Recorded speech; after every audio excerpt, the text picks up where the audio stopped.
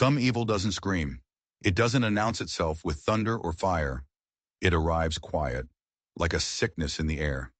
It comes on the back of a dusty old wagon under a scorching Arizona sun, and it waits. It waits for someone fool enough to open the door. That morning, Caleb Thorne opened the door. The dawn over Tombstone was thick and heavy, the kind of heat that promises no relief.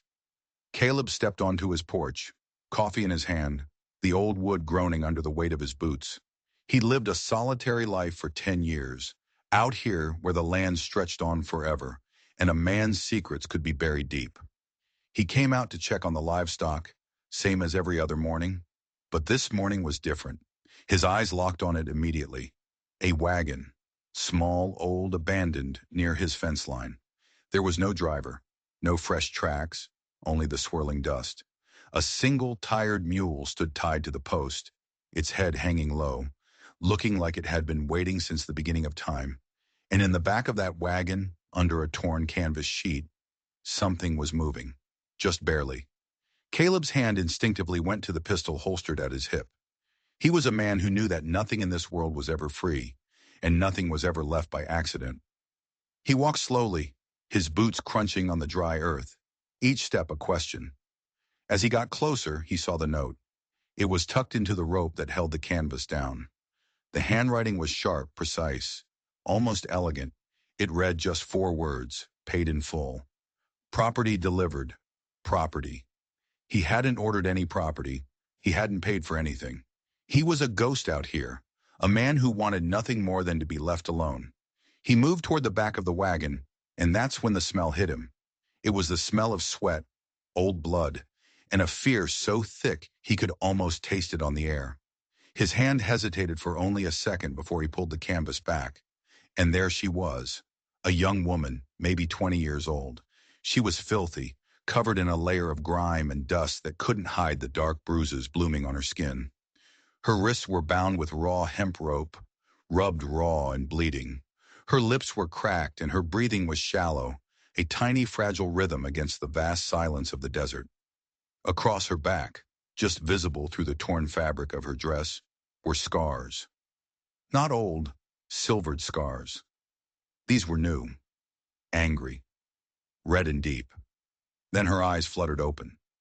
They weren't the eyes of a frightened girl. They were the eyes of someone who had already walked through hell and come out the other side, leaving pieces of her soul behind.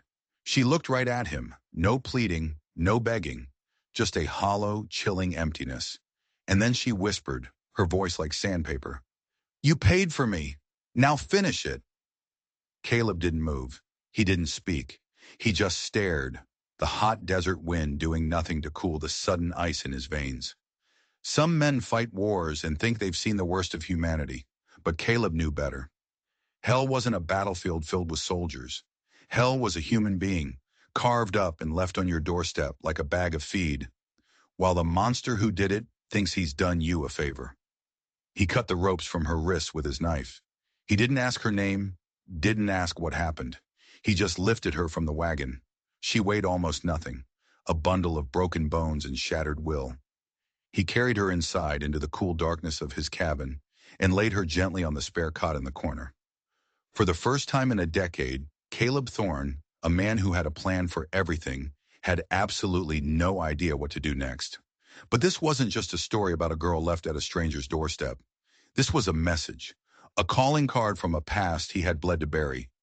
And what she was carrying with her, what was carved into her very skin, was about to set the entire territory on fire.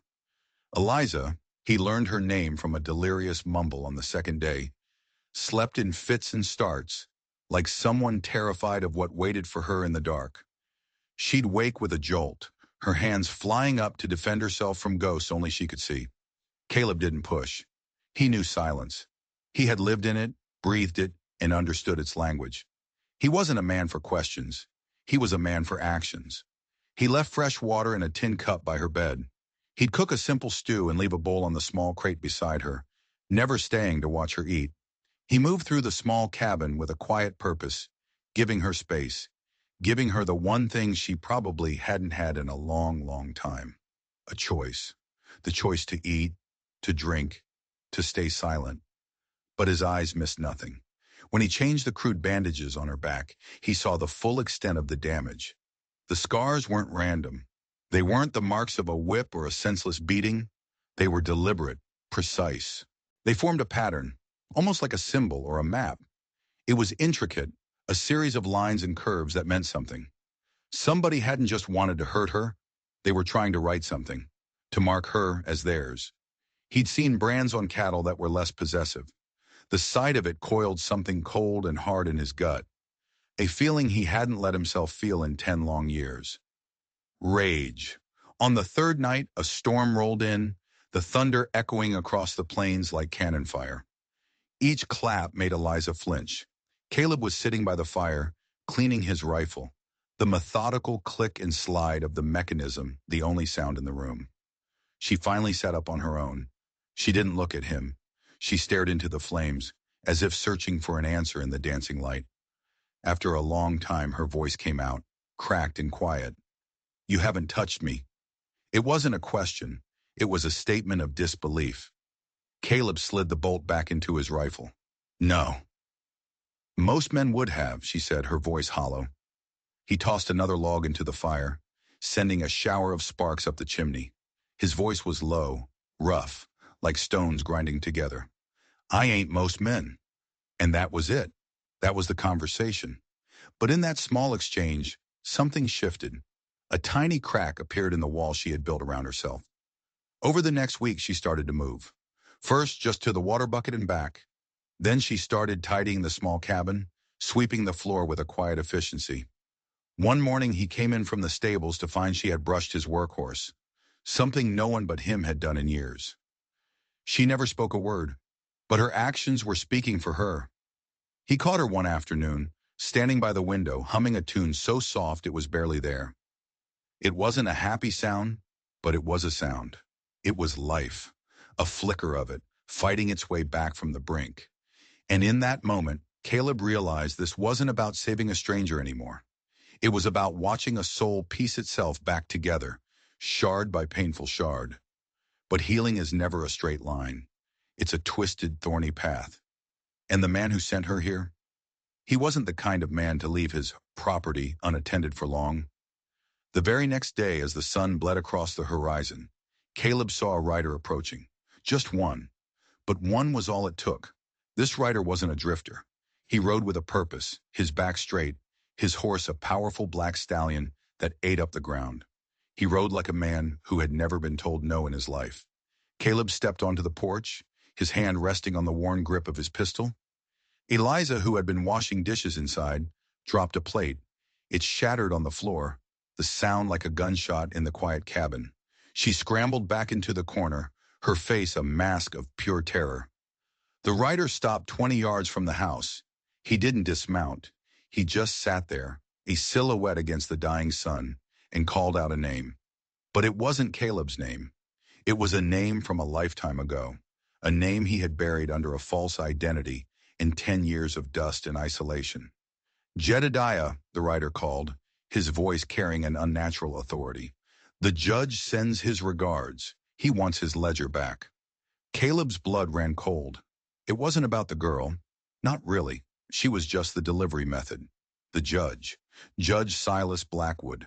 The man who ran the territory with an iron fist wrapped in a velvet glove.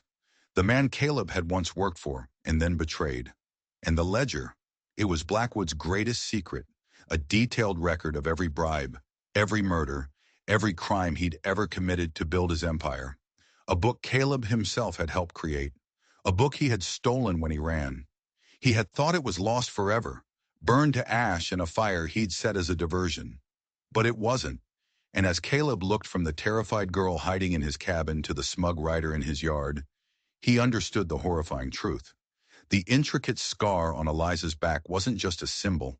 It was a map carved into her skin, a map leading straight to the one thing that could destroy Judge Blackwood.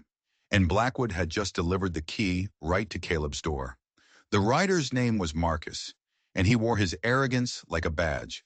He dismounted slowly, his spurs jingling with a sound that grated on Caleb's nerves.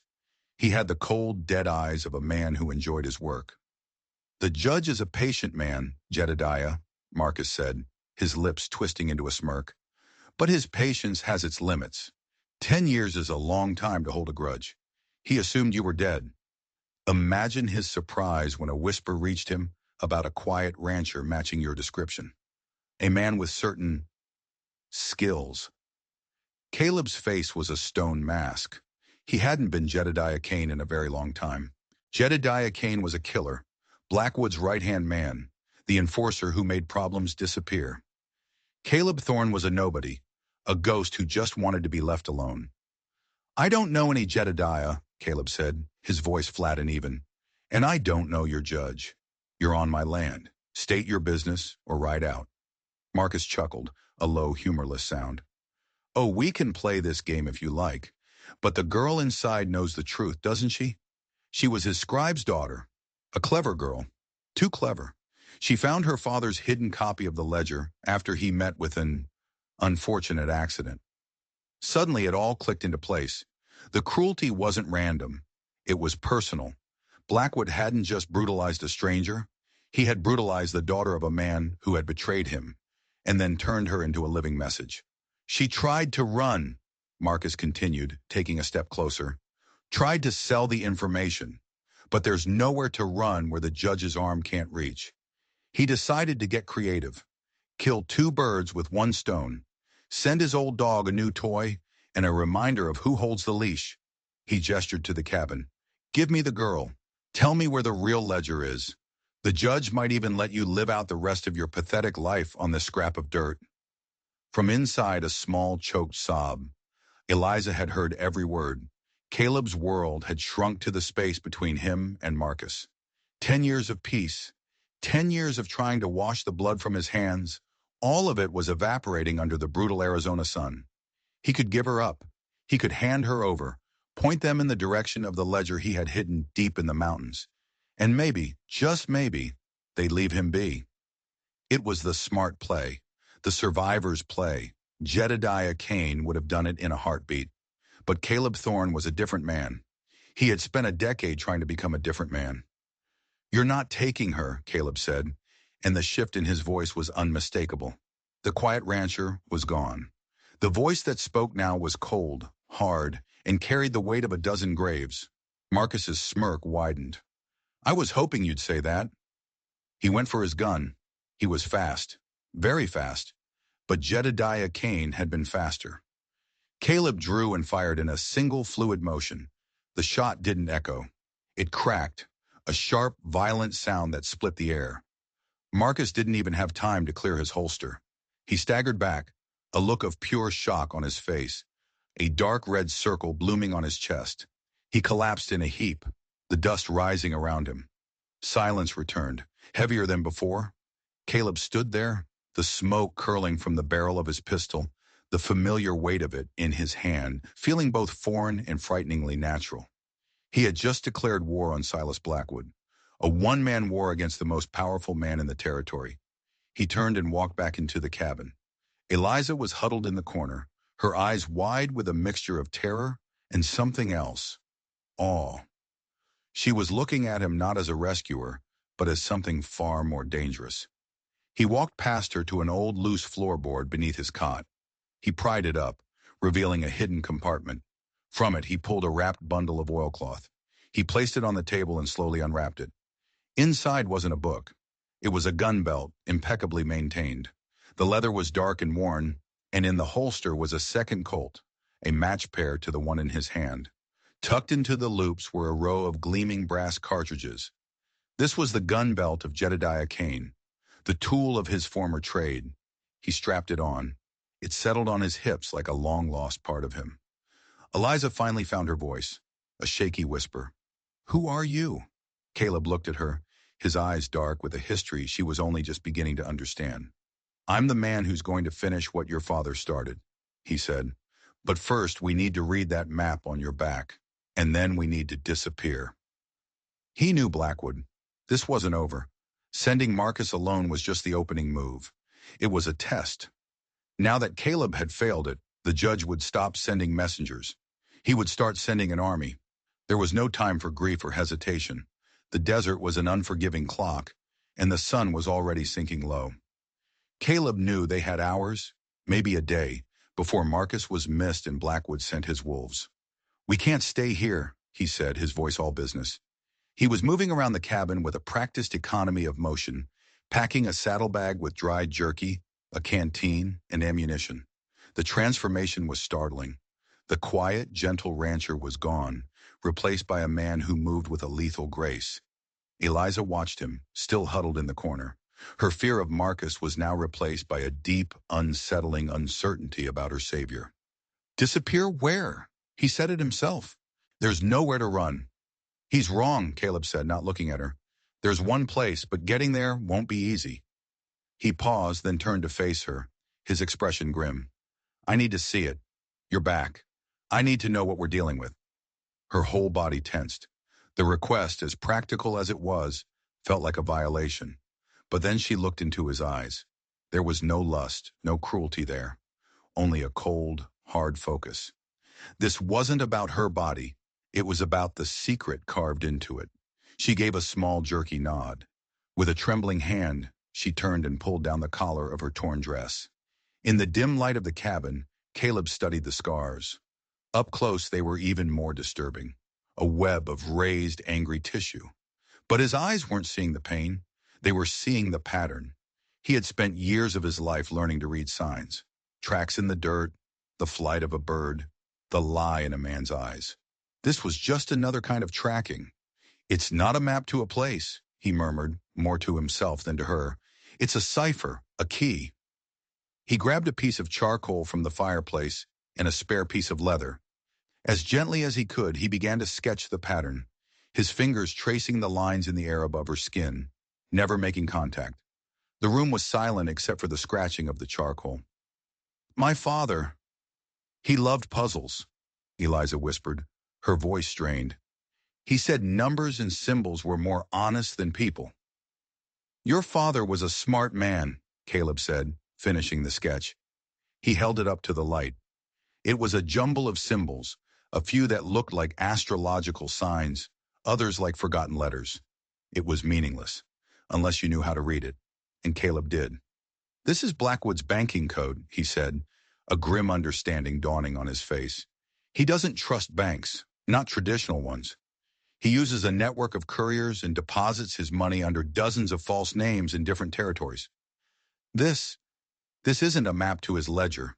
It's the key to his entire fortune." Blackwood hadn't just marked her. He had turned her into the single greatest threat to his existence. If this key fell into the wrong hands, his empire, built on blood and fear, would be worthless overnight.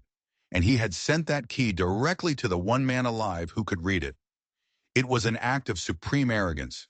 Blackwood was so sure of his power, so certain that Jedediah Kane was either dead or broken, that he used the girl as a taunt. A fatal mistake. Suddenly, the sound of a horse outside. Not the gallop of a posse, but a slow, tired walk.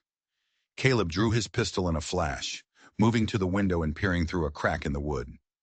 It was an old man on a mule, the town's doctor, Doc Miller, a man Caleb occasionally traded with for medical supplies. But his face was pale with fear, and his eyes kept darting back the way he came. "Caleb!" the doctor called out, his voice shaking. "You in there?" Caleb opened the door a crack. "What is it, Doc?" I came to warn you," the old man stammered. "Sheriff Brody and a dozen of Blackwood's men rode into town an hour ago. They went straight to Marcus's usual room at the saloon. They're tearing the town apart looking for him. They're saying he was carrying a large sum of the judge's money." It was a lie, a cover story. Blackwood was already moving. "They're offering a reward," Doc Miller continued, his eyes wide. $500 for information. They're asking about anyone who's had visitors, anyone who looks at a place. I saw the wagon tracks leading to your place this morning. I didn't say anything, I swear. But others will." Caleb nodded slowly, his mind racing. The town was compromised. The sheriff was on Blackwood's payroll, just like everyone else. There would be no help there. "Thanks for the warning, Doc," Caleb said. "You should go home. Forget you came here." The doctor nodded, turning his mule to leave. But before he could, Another sound drifted on the wind. The baying of hounds. Blackwood wasn't just sending men. He was sending trackers. Doc Miller's face went white. They're not just looking. They're hunting. God help you, Caleb. He kicked his mule, riding off into the dusk as fast as the poor animal could carry him. Caleb turned back to Eliza. The time for planning was over. The time for running was now. Change of plans, he said, his voice dangerously calm. We're not disappearing. We're going to hit them where they live. Eliza stared at him, confused. What are you talking about? We have to run. Running is what he expects, Caleb said, grabbing a rifle from the wall mount. He tossed a second saddlebag to her. Pack whatever is useful. We have 10 minutes. He looked at the crude drawing of the cipher, a predatory gleam in his eyes. Blackwood has his money spread out everywhere, Caleb explained, his mind working faster than it had in years. But his operational funds, the cash he uses to pay his men like Brody and Marcus, he keeps that close. There's a fortified bank in Redemption, 2 towns over. It's his personal vault. We get that money, we cut the head off the snake. An army of mercenaries is loyal. An army of unpaid mercenaries is just a mob. It was insane, suicidal, a direct assault on the heart of Blackwood's power. But it was the last thing on earth they would ever expect. Jedediah Kane had always been Blackwood's most cunning strategist, and he had just come back from the dead. The baying of the hounds grew closer, a mournful, hungry sound that promised a bloody end. Caleb worked with an unnerving calm, saddling his 2 best horses in the fading light. He moved like a phantom, every action precise and wasted. They'll find Marcus's body soon, he said, checking the cinch on Eliza's saddle. That'll tell them which way we're headed. We need to buy time. He led the horses out the back of the barn, keeping the structure between them and the approaching riders. He handed Eliza the reins to her mount. Can you ride? He asked. She nodded, her jaw tight. My father taught me. Good. Ride for the rock formation to the east, the one that looks like a fist. Stay low and keep moving. Don't stop for anything. I'll meet you there. She looked at him, her eyes filled with confusion and fear. What are you going to do? A grim smile touched Caleb's lips. Remind them why the judge hired me in the first place. He gave her horse a slap on the rump, sending it into a trot. Eliza hesitated for only a second, then kicked the horse into a gallop, disappearing into the shadows of the twilight canyons. Caleb watched her go, then turned his attention back to his cabin. His home, the place where he had tried to build a new life. He felt a pang of something, not quite sadness, but a resignation. That life was over. The ghost of Jedediah Kane had finally come to claim it. He walked back to the cabin, grabbing a can of kerosene from the shed. He methodically splashed it over the dry wooden porch, the walls, the doorframe. He worked without emotion, as if he were simply completing a chore. Inside, he took one last look around. The cot where she had lain, broken. The table where he had drawn the map from her back. The fireplace where he had told her, I ain't most men. It was all just a place. It wasn't a life. His life was now tied to the girl with the map on her back. He found the half-empty bottle of whiskey he kept for cold nights and poured a trail from the porch into the dry grass, leading away from the direction Eliza had fled, a false trail for them to follow. He could hear them now, the pounding of hooves, the shouts of men, the frantic barking of the dogs. They were close. He struck a match. For a moment he stared at the small, flickering flame, a symbol of the life he was about to burn to the ground. Then he tossed it onto the kerosene-soaked porch. The explosion of flame was instantaneous, a roar of heat and light that lit up the dusk. The old dry wood caught immediately, the fire climbing the walls with a hungry greed. Caleb didn't wait to watch it burn. He sprinted to his horse, hidden in a small ravine behind the barn. He swung himself into the saddle and dug his heels in, not east toward Eliza, but north, toward the open plains. He needed them to follow him. He needed to be the bigger target. He crested a small hill and saw them, a dozen riders led by a man he recognized as Sheriff Brody, a fat, cruel man whose badge was just another piece of Blackwood's property. The hounds were straining at their leashes, confused by the sudden fire and the scent of kerosene. Caleb raised his pistol and fired a shot into the air. Heads snapped in his direction. He saw Brody's face in the firelight, a mask of rage and surprise. "There he is!" Brody bellowed. "It's Kane! Get him!" The hunt was on, but they were hunting the wrong prey. They thought he was a cornered rancher, running for his life. They didn't understand they were chasing a predator who was leading them into a trap of his own design. He raced across the plains, the wind whipping at his face. The sounds of the posse faded behind him as he pushed his horse to its limit. He was heading for the Badlands, a maze of canyons and rock spires where a single man could hold off an army, if he knew the terrain. And Jedediah Kane knew it like the back of his hand.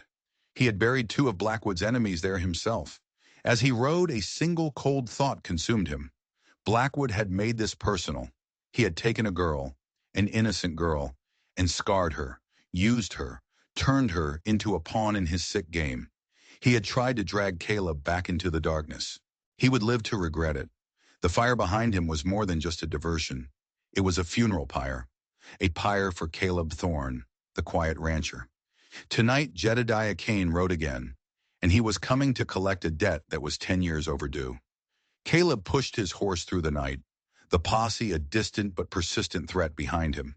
He wasn't just running, he was weaving a tapestry of deception. He crossed and recrossed his own tracks, rode through shallow streams to hide his scent from the hounds, and chose paths of hard, unforgiving rock where hoofprints were nearly invisible. He was bleeding them, draining their energy, fraying their nerves, and pulling them deeper and deeper into his world, a world of shadow, rock, and sudden violence. An hour before dawn, he reached his destination, a narrow pass known locally as the Needle's Eye. It was a bottleneck, a place where a dozen men were no more effective than one. He dismounted, leading his horse into a hidden alcove. He gave the animal a precious swallow of water from his canteen before whispering a soothing word and tying the reins. Then he climbed. Like a mountain goat, he ascended the steep canyon wall, finding handholds and footholds that a normal man would never see. He moved with a silent, deadly purpose, the rifle slung over his back. He settled into a small, natural perch that overlooked the entire pass.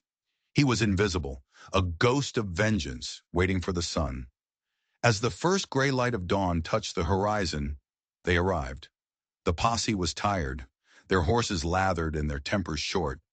Sheriff Brody was in the lead, his face red with frustration. "He came this way, I know it," Brody growled, pointing at the entrance to the pass. "The dogs have the scent. Spread out and flush him out." They were arrogant. They still thought they were the hunters. Caleb rested the barrel of his rifle on a rock, steadying his aim. He wasn't aiming for the men. Not yet. He was aiming for their confidence. He took a slow, steadying breath and squeezed the trigger. The rifle's report cracked through the morning silence. 100 yards away, the canteen on Sheriff Brody's saddle exploded, spraying water into the air. Brody's horse reared in panic, throwing the portly sheriff into the dust. Chaos erupted. The men scrambled for cover, firing blindly into the canyon walls. Their bullets ricocheted harmlessly, whining like angry insects. Another shot from Caleb's rifle.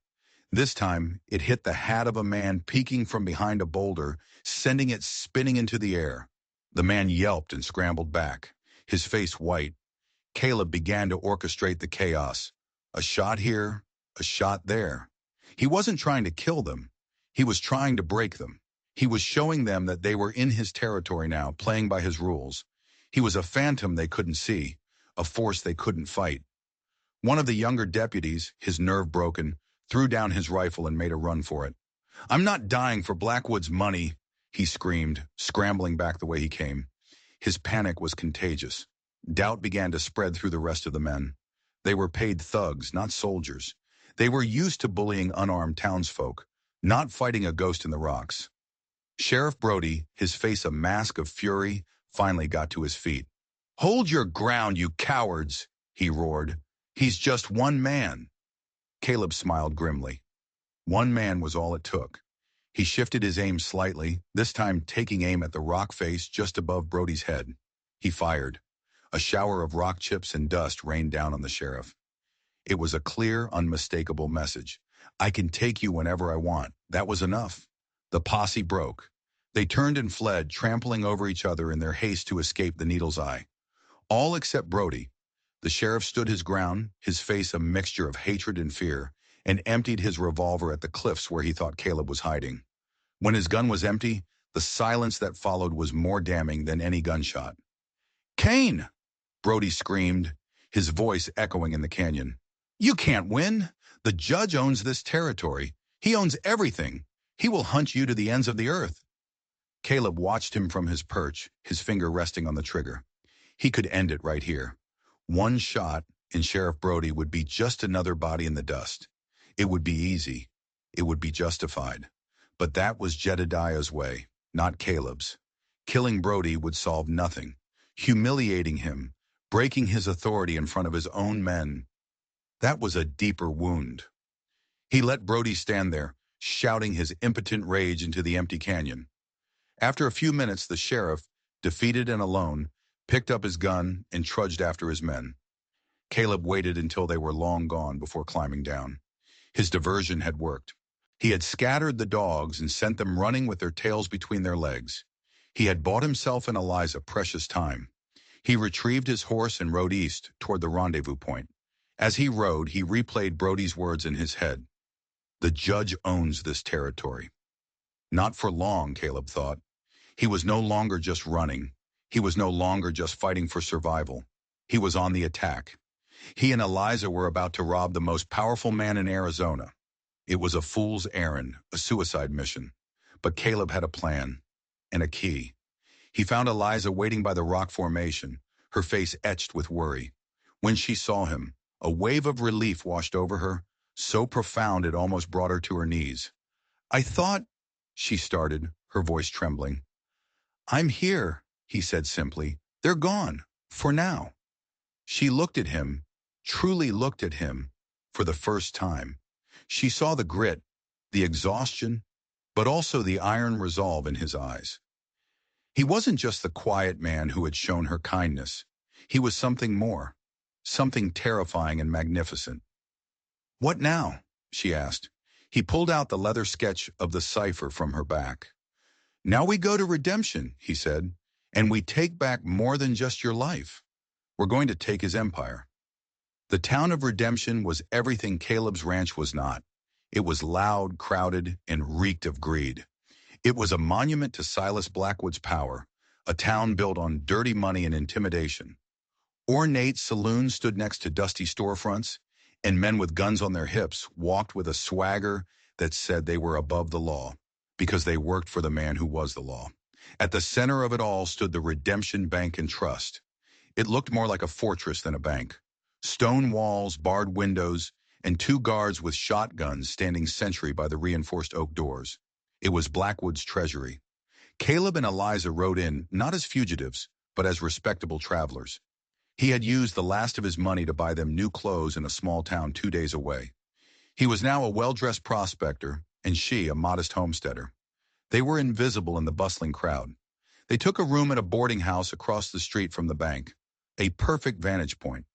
For 2 days they just watched. Caleb sat by the window, patient as a spider, observing the comings and goings. He noted the guards' rotations, the timing of the armored carriage that arrived each afternoon, the way the bank manager, a nervous man named Peterson, always looked over his shoulder. "It's impenetrable," Eliza said, her voice laced with despair as she watched the fortress across the street. "We'll never get in." "We're not going to break in," Caleb said, his eyes never leaving the bank. "We're going to be invited." He turned his attention to the cipher he had drawn on the leather scrap. For hours he stared at it, his mind sifting through a decade of buried memories, searching for the key to unlock its meaning. He remembered long nights with Blackwood, the judge boasting about his intellect, his systems that were too complex for any common thief to unravel. "He was arrogant," Caleb muttered. "His arrogance is the key." Blackwood loved patterns. He loved history, the symbols. They weren't random. Caleb recognized one from an old book on Roman numerology, another from Masonic lore. It was a combination lock, a sequence of knowledge. And then he saw it, a tiny, almost insignificant detail in the pattern of scars, a series of small dots, like a brand. It was a date, the date of the Battle of Chapultepec, a battle where Blackwood, then a young officer, had committed a war crime and stolen a payroll, the seed money for his entire empire. It was the cornerstone of his legacy, a secret he was so proud of, he had literally written it into his code. I've got it, Caleb breathed. The cipher wasn't one code. It was three different codes layered on top of each other. The date was the first key, which unlocked the sequence for the second, and so on. It was brilliant. It was also, for the one man who knew Blackwood's history, solvable. He spent the next hour cross-referencing the symbols with the date, scribbling furiously on a piece of paper. Finally, he had it. Not a number, not a password, but a name, an alias, a name Blackwood used for his most secure account, the one where he held his liquid assets. Mr. Abernathy. The next part of the plan was the most dangerous. It relied not on guns or force, but on pure nerve. He looked at Eliza. Her fear was palpable, but beneath it was a core of steel he had seen from the very beginning. She had survived Blackwood. She could survive this. I can get us inside, he said, but I can't get the money. The account is keyed to a verbal passphrase, a question and response only Blackwood and his most trusted people know. Marcus would have known it. I don't. Eliza's brow furrowed. Then it's impossible. Almost, Caleb corrected. But you were his scribe's daughter. You said your father was meticulous. Did he ever talk in his sleep? Did he ever write things down? Things he shouldn't have? Think, Eliza. A strange phrase, a piece of a poem. Anything. She closed her eyes, her mind racing back through years of painful memories, sifting through the image of her father, a quiet, frightened man who lived in the shadow of a monster. She remembered him late at night, hunched over his desk, muttering to himself. She remembered scraps of paper he would burn in the fireplace, and then her eyes snapped open. The raven, she whispered. Caleb leaned forward. What about the raven? He would say it sometimes when he thought no one was listening, she said, her voice growing stronger with the memory. A question. Where does the raven fly at midnight?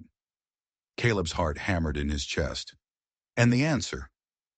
He never said the answer, but he had a book, an old book of poetry. He always kept it with him. He made me promise that if anything ever happened to him, I would keep that book safe. She looked at her small travel bag. She had brought only one thing with her from her old life, that book. She pulled it out. It was a thin, worn volume of Edgar Allan Poe. She opened it, and on the inside cover, in her father's elegant script, was a single line. Only to the shadow's shore. It was the response. Her father had left her the answer, knowing it might one day save her life. Caleb looked from the book to Eliza's determined face. Mr. Abernathy is about to make a very large withdrawal, he said. The plan was audacious. Caleb would pose as a messenger from the judge, using the alias to get into the vault with the bank manager. Eliza, dressed as a respectable lady, would create a diversion in the main lobby, drawing the attention of the guards. It was a house of cards. If one piece failed, they were both dead. The next morning, they put the plan into motion. Caleb, dressed in his finest, walked into the bank with an air of cold authority. Eliza followed a few minutes later. He approached the teller. I am here on behalf of Judge Blackwood, he said, his voice low and commanding. Inform Mr. Peterson that Mr. Abernathy needs to inspect his security box. The teller's eyes widened. The name was like a thunderclap in the quiet bank. He scurried off to the manager's office. A moment later, Peterson, the nervous manager, came out. He was sweating profusely. Mr. Abernathy, of course, right this way. As Peterson led Caleb toward the massive vault door, Eliza began her part. She approached a different teller, her face a mask of frantic worry. Oh, thank heavens, you must help me, she cried, her voice rising in panic. My husband was supposed to meet me here. He's had a heart condition, you see, and I'm so worried something has happened. He's a tall man with a gray coat. Her performance was perfect. She was just another hysterical woman, but her cries were loud enough to draw the attention of the two shotgun guards. They glanced over, their focus momentarily pulled from the vault. It was the opening Caleb needed. Peterson unlocked the heavy vault door with a series of clicks and groans. They stepped inside. The air was cool and still. Rows of metal boxes lined the walls. Which box is it, sir? Peterson asked, his hands trembling. Caleb looked him dead in the eye, the one that asked the question. Peterson's face went pale. He knew. He led Caleb to the back of the vault, to a large, unadorned iron safe set into the wall. There was no keyhole, no combination dial, just a small, intricate carving of a raven. Peterson leaned in close and spoke to the door. "Where does the raven fly at midnight?" he whispered, his voice shaking. This was it, the moment of truth. If Eliza's father was wrong, an alarm would sound, and they would be trapped. Caleb leaned in, his own voice a low murmur, and gave the response. "Only to the shadow shore." For a second, nothing happened. Then with a deep, grinding thud, a series of internal bolts retracted. The massive iron door swung open. Inside were not gold bars or jewels. It was cash, stacks and stacks of it. More money than a man could spend in 10 lifetimes. Blackwood's entire operational fund. But there was something else. A single leather-bound book sitting on top of the money. Caleb reached in and picked it up. He opened it. The pages were filled with the same elegant, precise handwriting as the note on the wagon. It was the real ledger, the original, a complete record of Blackwood's crimes. The money was the weapon, but this ledger, this was the bullet. Suddenly, a loud commotion from outside the vault, a man's voice shouting, "What do you mean, a tall man in a gray coat? That's what our informant said Kane was wearing." Eliza's diversion had worked too well. Someone in town had recognized him. The trap was closing. Peterson's eyes darted from Caleb to the door, his face a mask of terror. He was about to scream. Caleb didn't hesitate. He brought the butt of his pistol down hard on the manager's head. Peterson crumpled to the floor, unconscious. Caleb began stuffing his saddlebags with stacks of cash. He couldn't take it all, but he could take enough to cripple Blackwood. He grabbed the ledger and sprinted for the vault door. When he burst out, the bank was in chaos. Eliza was struggling with one of the guards who had grabbed her arm. The other guard was leveling his shotgun at Caleb. "Drop it, Kane!" the guard yelled. Caleb didn't stop. He fired from the hip. The shot wasn't aimed to kill, but to disarm. It hit the wooden stock of the shotgun, sending splinters flying and knocking the weapon from the guard's hands. He grabbed Eliza's arm. "Time to go!" They ran for the door, the sounds of shouting and alarm bells ringing behind them. They burst out into the street and ran for their horses, tied at a nearby hitching post. As they untied the reins, a figure stepped out from an alleyway across the street. It was Sheriff Brody, a smug, triumphant look on his face. And he wasn't alone. He had a dozen men with him, all with rifles raised and aimed directly at them. They were trapped. There was no escape. "It's over, Kane," Brody snarled, his lips curling into a vicious smile. "The judge sends his regards." Caleb looked at Eliza, her face pale with terror. He looked at the rifles pointed at them. He had the money, he had the ledger. But it meant nothing if they were dead. This was the end of the line. But then Caleb did something no one expected. He smiled. A cold, chilling smile. He slowly raised one of the saddlebags, heavy with Blackwood's cash. "You're right, Brody," Caleb said, his voice ringing out across the tense street. "It is over." And then he opened the bag and threw the money into the air. For a moment, the world stood still. Then the air was filled with a blizzard of greenbacks. Hundreds, thousands of dollars fluttering down into the dusty street. The effect was instantaneous and electric. The people of Redemption, the shopkeepers, the drifters, the miners, all of whom had been squeezed dry by Blackwood's thumb, stopped and stared. Their greed, a force more powerful than any loyalty, took over. A man yelled, "It's real money!" And the spell was broken. The street erupted into a riot. People surged forward, scrambling, fighting, clawing at each other to grab the floating cash. Brody's men, hardened killers, a moment before, hesitated. Their eyes flicked from Caleb to the money and back again. Their loyalty was to Blackwood's coin, and that coin was now scattered in the dirt. One of the men lowered his rifle and lunged for a stack of bills. Then another. "Hold the line, you fools!" Brody screamed, but his voice was lost in the chaos. His posse dissolved before his eyes, reduced to a pack of greedy, squabbling children. It was the diversion Caleb needed. He grabbed Eliza, swung her onto her horse, and leaped into his own saddle. "Go!" he yelled, and they spurred their horses directly into the frenzied mob. The crowd parted before them, too consumed with their windfall to stop them. They galloped past a stunned and furious Sheriff Brody, whose face was a perfect portrait of impotent rage. Caleb turned in the saddle, the ledger held high. "Tell the judge I'm coming to close his account," he shouted. Then they were gone, swallowed by the dust and the chaos, leaving the town of Redemption to tear itself apart over the scraps of a tyrant's fortune. They rode hard for hours, putting as much distance as they could between themselves and the town. They didn't stop until the sun was setting and their horses were exhausted. They found shelter in a cluster of old abandoned ruins, remnants of a settlement that the desert had reclaimed long ago. Eliza slid from her horse, her body trembling with adrenaline and exhaustion. "I can't believe that worked," she breathed, looking back the way they came. "Greed is a more reliable weapon than a gun," Caleb said, dismounting. He was already scanning the horizon, ever vigilant. "But it won't last. When Blackwood hears what happened, he won't send a posse. He'll come himself. He can't afford for that ledger to see the light of day." He was right. They had poked the hornet's nest. Now the whole swarm was coming for them. They were fugitives, with the most powerful man in the territory and his entire private army on their trail.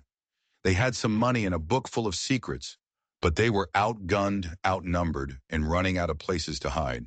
Eliza looked at Caleb, the firelight flickering in his tired eyes.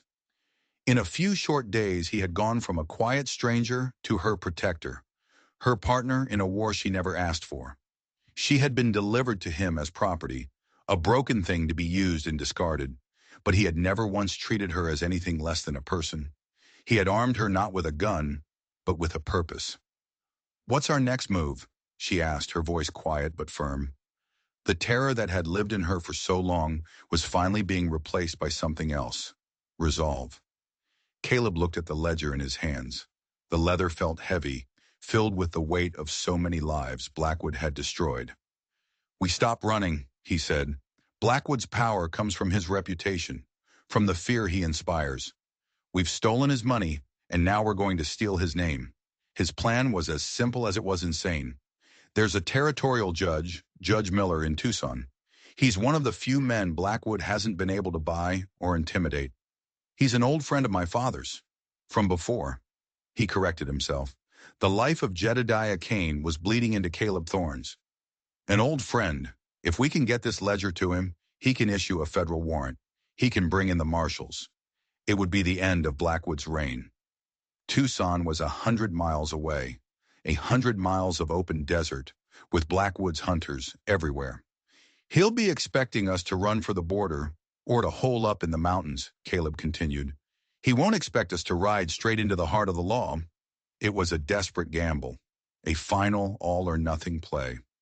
Eliza looked at the map on her hand, the faint lines of her father's handwriting in the book of poetry. Her father had died trying to expose Blackwood. He had passed the fight on to her. Now Caleb was helping her finish it. "All right," she said, her voice steady. "Let's go to Tucson." But what they didn't know was that Blackwood was already one step ahead of them. He wasn't just hunting them with men. He was hunting them with information.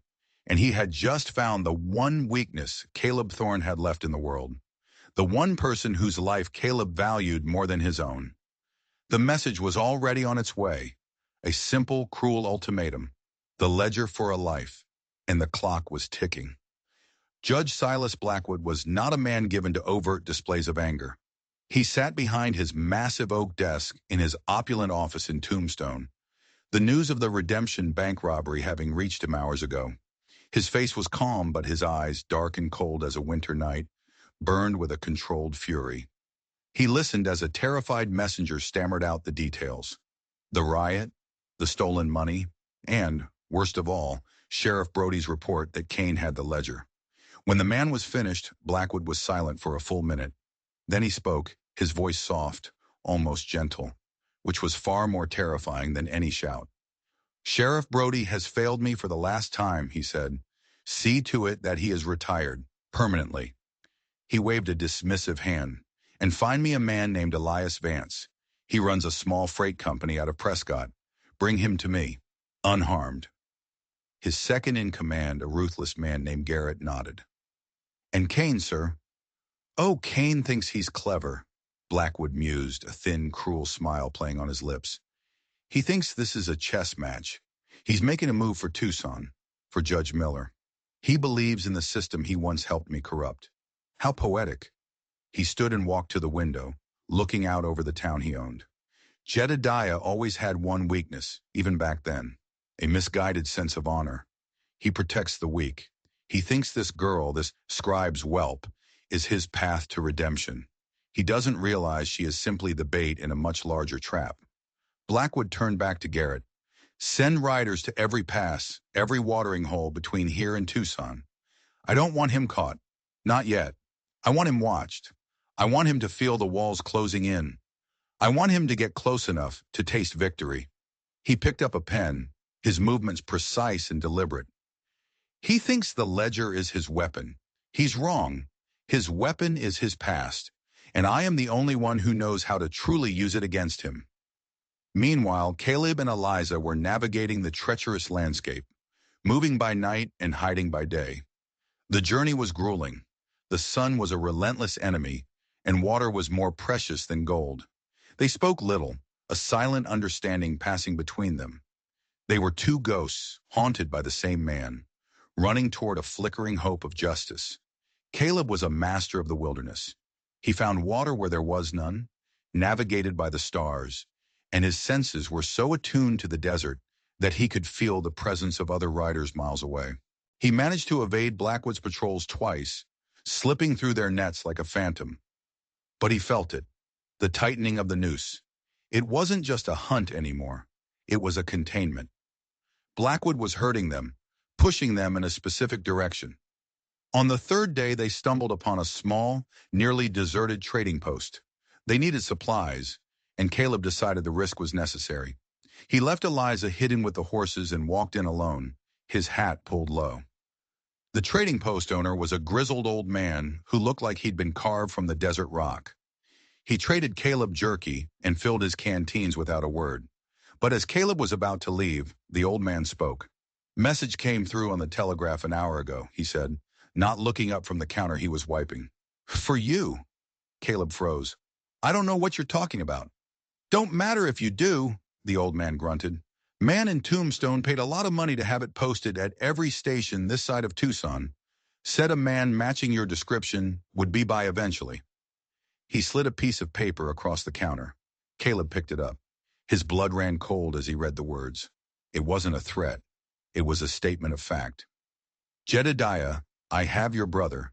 Elias is quite surprised to hear you are alive. Come to the old mission at San Xavier. Come alone. Bring my book, or I will send him back to you piece by piece."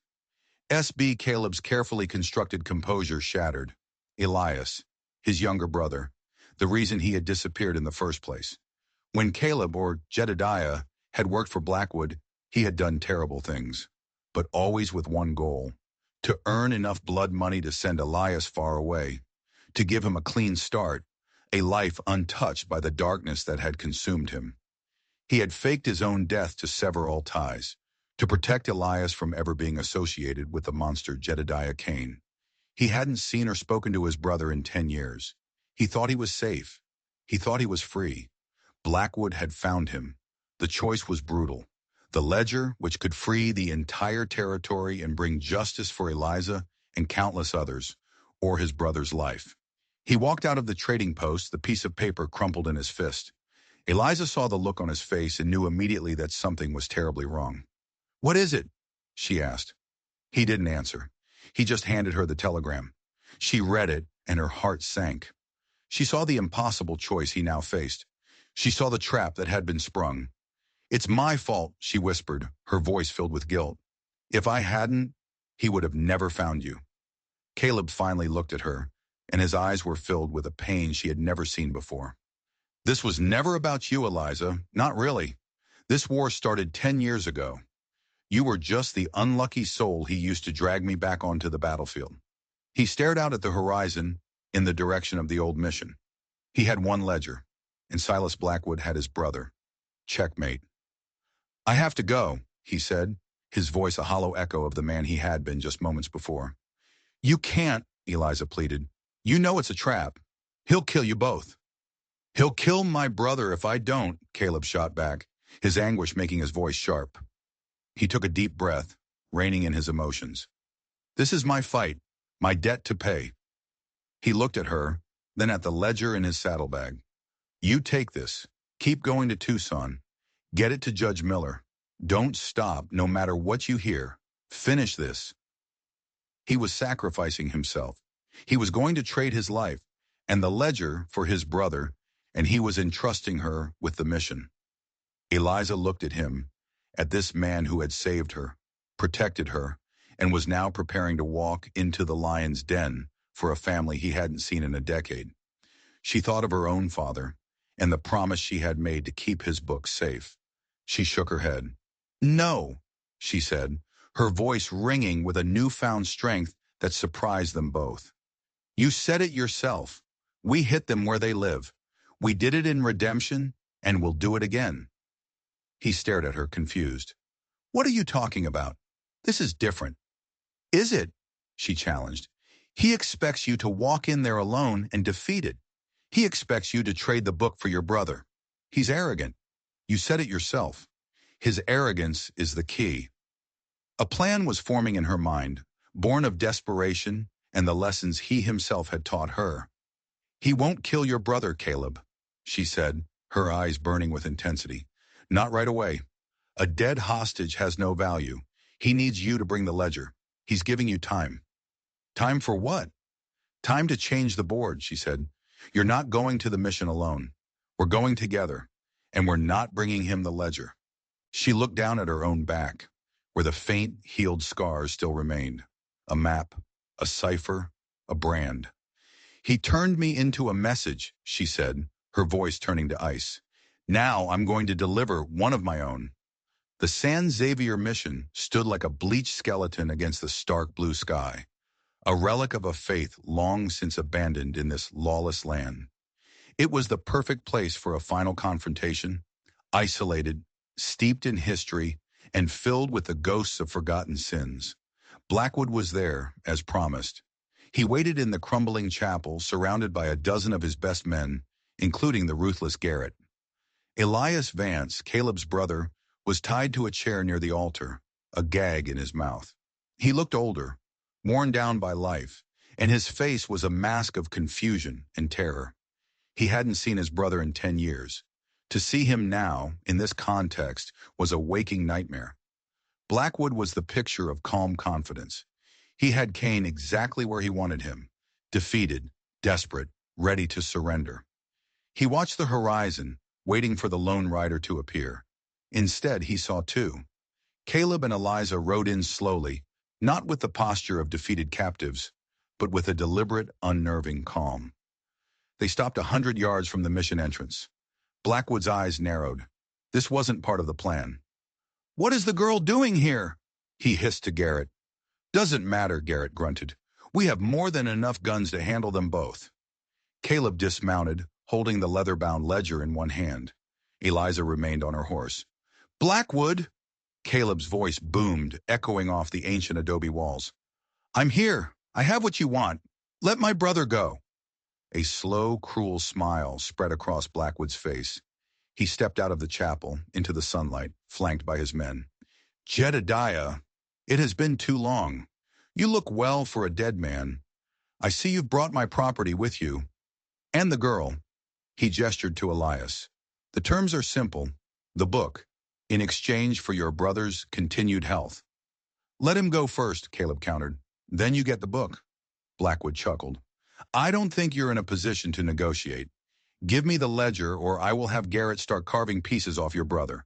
Perhaps we can make a matching set of scars for him, like the ones on your little pet. It was the ultimate taunt, the final turn of the screw. But Eliza didn't flinch. She just sat on her horse, her face unreadable. Caleb hesitated, playing his part perfectly.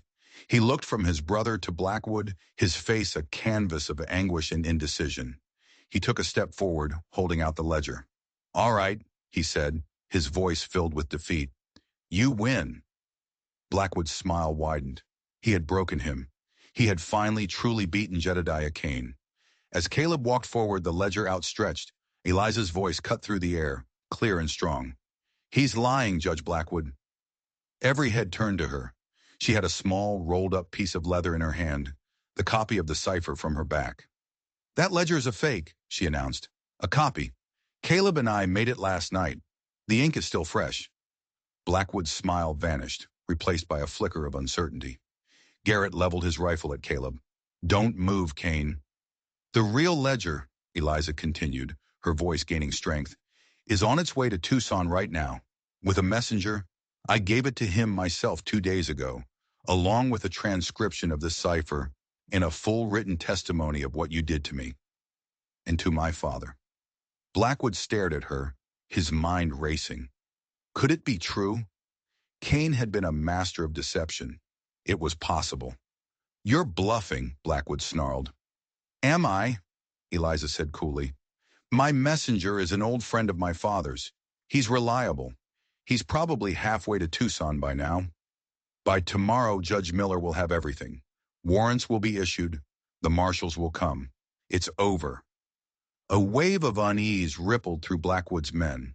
Their loyalty was bought, and the idea of facing federal marshals was not something they had signed up for. But, Eliza said, letting the word hang in the air, I told him to wait for a signal. If he doesn't receive a telegram from me by sunrise tomorrow, confirming my safety, he is to deliver the package.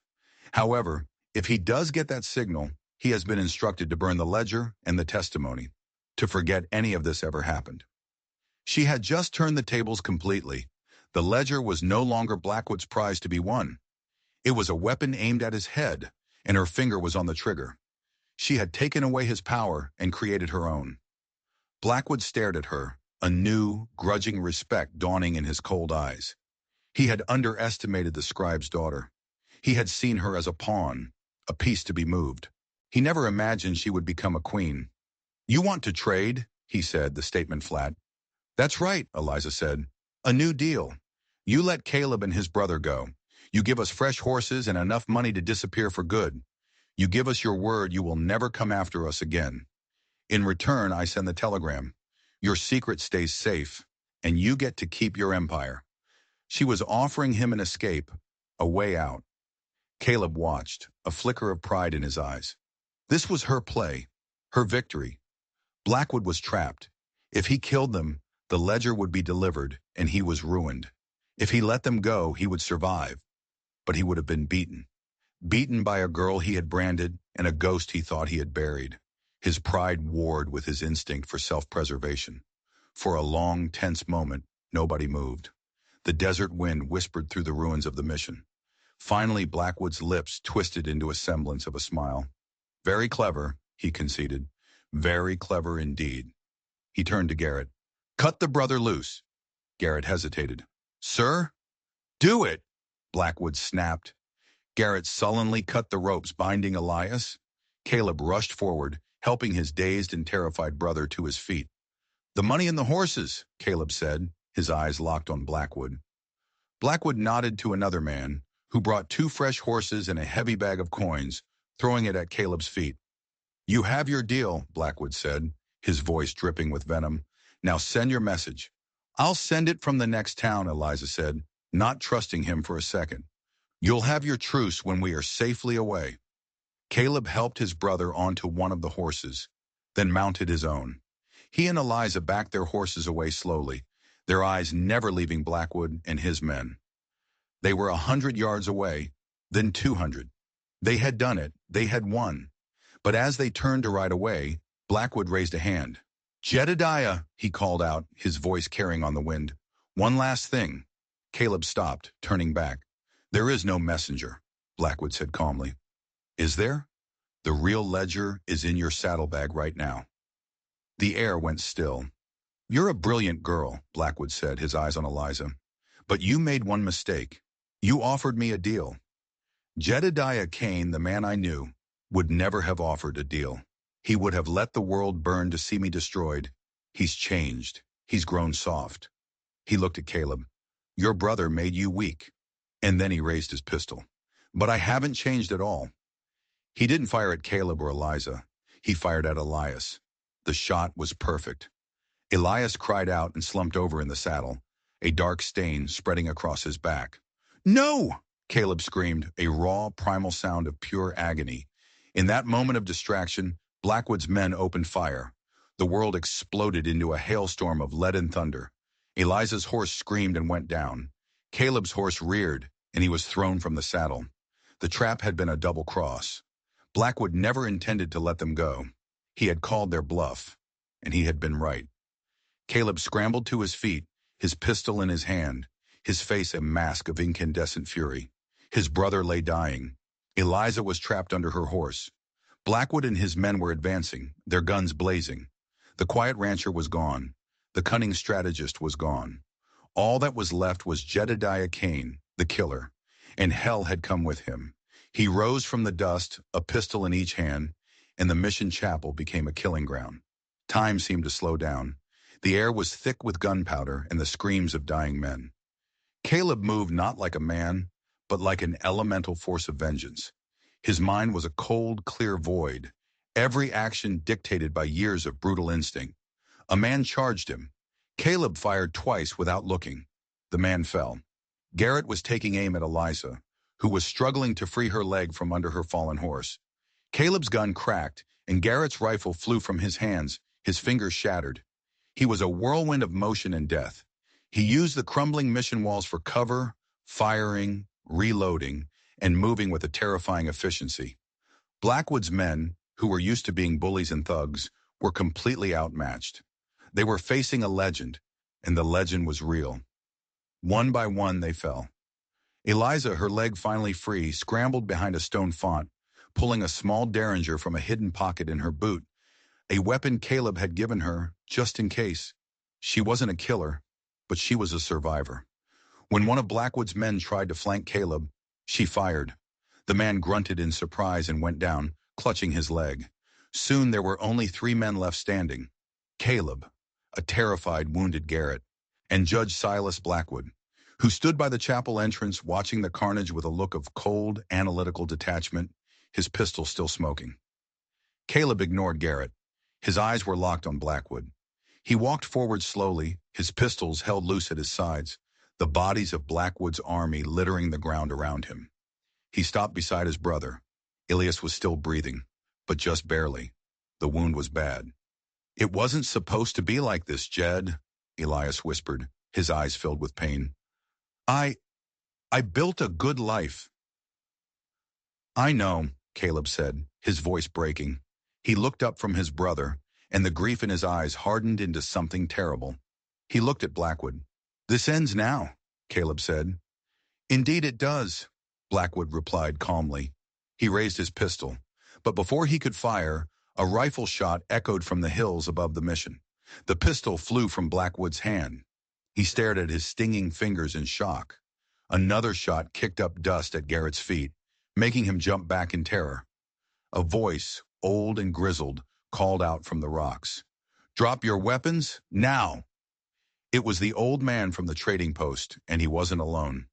Behind him were a dozen men, ranchers, miners, homesteaders, men who had been pushed around and bled dry by Blackwood for years, men who had heard about the riot in Redemption, about a man brave enough to stand up to the judge, men who had finally found the courage to fight back. The old trader had seen the look in Caleb's eyes. He knew this wasn't just a simple message delivery. He had sent a rider to the surrounding homesteads. The revolution had arrived. Blackwood looked at the rifles pointed at him, then at Caleb. The board had been flipped one last time. His army was dead, and the people he had oppressed for so long were now his executioners. His reign was over. Garrett threw down his gun and put his hands up. But Blackwood, he just smiled. "You think this is a victory, Jedediah?" he said, his voice laced with mock pity. "Look at your brother. Look at the girl. You can kill me, but you can't erase the scars. You'll always be the monster I created." With a sudden movement, he pulled a hidden knife from his coat and lunged not at Caleb, but at Eliza. He never made it. Caleb fired. The single shot was deafening in the sudden silence. Judge Silas Blackwood staggered back, a look of pure surprise on his face. He looked down at the dark red stains spreading across his pristine white shirt. He fell to his knees, then pitched forward into the dust, his empire of fear dying with him. Silence. The battle was over. Caleb rushed to his brother's side. Eliza was already there, tearing a strip from her dress to press against the wound.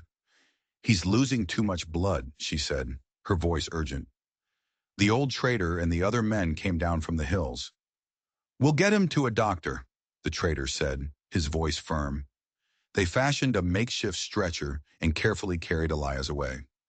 Caleb stood there watching them go, the weight of the last 10 years, the last few days crashing down on him.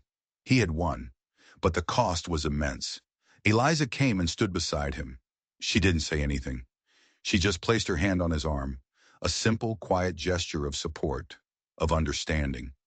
He looked at her, at the strength in her eyes, the resilience that Blackwood could never scar, never break. He looked at the ledger, still lying in the dust, the book that had started it all. The days that followed were a blur. The territorial marshals, summoned by Judge Miller after the ranchers brought him the news, and the ledger, came to clean up the mess. They took Garrett into custody, and the vast criminal enterprise of Silas Blackwood was dismantled, piece by piece. Elias survived. The bullet had missed his spine by a fraction of an inch. The road to recovery would be long, but he would walk again. Caleb stayed by his side until he was out of danger. The two brothers speaking for the first time in a decade, not about the past, but about the future. When it was all over, Caleb and Eliza found themselves back at his ranch, or what was left of it. The cabin was a charred ruin. The barn was still standing, but the place felt empty, haunted by the ghosts of what had happened there. They stood on the porch of the barn, looking out at the sunset. "What will you do now?" Eliza asked softly. "Rebuild, I suppose," Caleb said. "This is the only home I've known for a long time." He looked at her. "What about you?" She held up the bag of money they had recovered from Blackwood's men. It was more than enough to start a new life anywhere she wanted. To go to a city, to open a shop, to forget the desert and the scars. "I think," she said, a small smile touching her lips for the first time, "I'm kind of tired of running. The quiet suits me." Out on that ranch, miles from the noise of greed and power, two people, scarred and broken, began to heal. Healing doesn't always come with a thunderclap. Sometimes it comes quietly, in the sound of a hammer hitting a nail, building something new from the ashes of the old, in a scar that still aches but no longer defines you. It comes in the quiet understanding between a man who chose to be kind when the world expected cruelty, and a woman who refused to be worthless when the world had branded her so. The scars we carry are not the end of our story. They are the proof that we survived, that we kept walking, and that, in the end, is the only victory that truly matters. Now let me ask you this. Do you believe a person can truly escape their past, or are we forever defined by the worst things we've done? Let me know your thoughts in the comments below. And if this story moved you, if you believe in second chances and the quiet strength of the human spirit, do us a favor and hit that like button and make sure you're subscribed to the channel. We tell stories here that remind us not just of who we were, but of who we can still choose to be. Thanks for listening.